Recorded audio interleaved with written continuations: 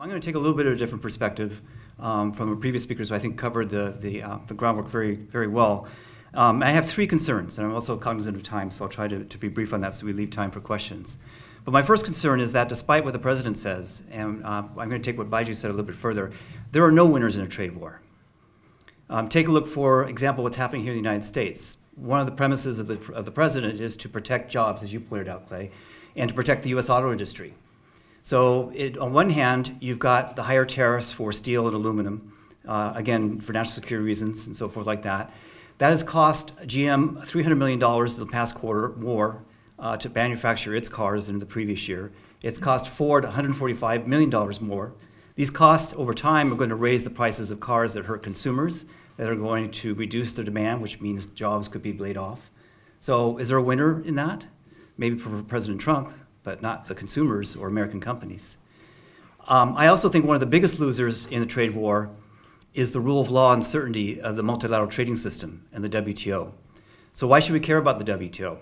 Well, without it, without the rule of law that governs international trade to ensure free trade, we move into quickly decline into global protectionism. And just think about what happened in 1930. The U.S. imposed protectionist tariffs under the Smoot-Hawley Act. That soon sparked a global trade war where most other countries also imposed protectionist measures. And most economists agree that was one of the key factors for the Great Depression. So this tit-for-tat unilateral escalation of tariffs between China and the United States outside the WTO system is weakening the WTO system. It's weakening the rule of law that governs international trade and could lead it to an unstoppable downward spin of permanently or morally weakening the institution and the rule of law and leaving it up to countries to protect their national interest and companies. So I think that's one concern. I think the other concern is that the administration has no endgame, no strategy to bring this to an end.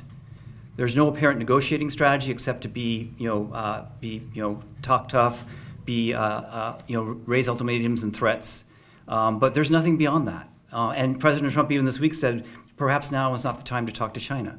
I'm busy with NAFTA. So he's letting things go on. We see further escalation. There's now 50 billion, tariffs on $50 billion worth of goods on both sides. That could go up to 200 billion in a couple weeks from now. But there's no room for negotiations. There's no talk about trying to reach concessions on the deeper issues. I'm a little bit worried about the NAFTA situation that Clay raised. It's great that it's moving forward. The problem is, as we saw, and this is Trump's negotiating style, is he reached an agreement with Mexico, and then he gave Canada 5 days. Canada basically has until tomorrow to make a decision whether to accept NAFTA, the new deal that they agreed with Mexico. He's holding a gun to Canada's head. My worry is that if Canada agrees, which for a lot of economic political reasons they might have to, that's just going to embolden the Trump administration to be even more tougher on China and to not give in and to continue to make more and more demands. There are long-standing legitimate concerns on both sides in terms of how to manage and to increase market access in both countries. They're not going to be resolved in the current negotiating style of the President and this administration. So there needs to be a change in strategy if you really want to meet concessions and to reach long-term solutions to the problems that do exist. My third concern is the legality of the tariffs on both sides, but particularly on the U.S. side.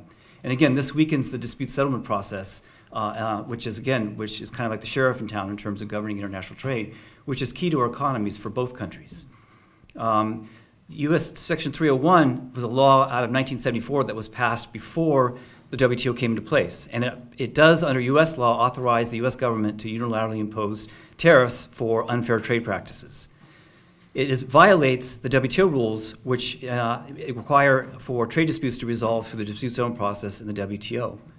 In fact, the EU, after the WTO came into force, actually challenged Section 301, and the panel at that time agreed with the EU that on its face, Section 301 violates WTO rules and U.S. obligations. However, because the U.S. promised that it would not use it, the panel said as long as the U.S. doesn't use it, we're going to let it pass. But the panel also very importantly said, if the U.S. ever imposes 301, the panel of the WTO has to revisit the legality of it. So this is going to be, and this is being challenged by several of our trading partners, including the U.S. The Section 232, the tariffs on aluminum and steel, again, based on national security. Yes, there is a national security exception in the WTO rules, which is legitimate. But if you look at the reasoning or the premises that the Trump administration claimed national security, they claimed that the volume of imports of steel and aluminum is endangering U.S. manufacturers of both metals. But the administration just turns around and says, we're using this as leverage against our trading partners in Mexico and Canada to get NAFTA agreement. We're using this as leverage to get concessions out of China and other countries. And if you look at the economic data, the case goes out the window. Increase in imports of steel leads to increased productivity in the United States. And a lot of steel that is imported, especially items that are either inputs for our own companies and or products that our companies cannot produce, but are needed, say, for example, appliance and automakers.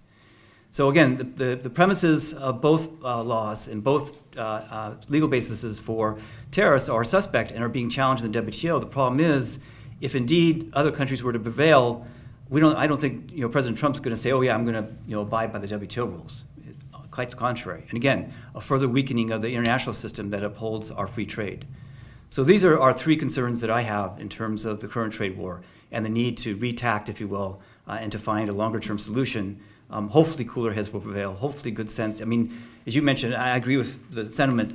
President Trump doesn't know anything about trade. In fact, if you ever watch John Oliver on HBO, he did a tutorial on trade a couple weeks ago. It's hilarious, but it's a little bit scary because it just shows you how ignorant the president is and how short-sighted his policies are. That being said, Bob Lighthizer is a seasoned, very brilliant trade lawyer. And you've got some others that hopefully, again, will have the smarts to realize that, again, there's no winner in the trade war. There needs to be a change in terms of the approach, and there needs to be serious, sit-down negotiations to address long-standing concerns. So, thank you.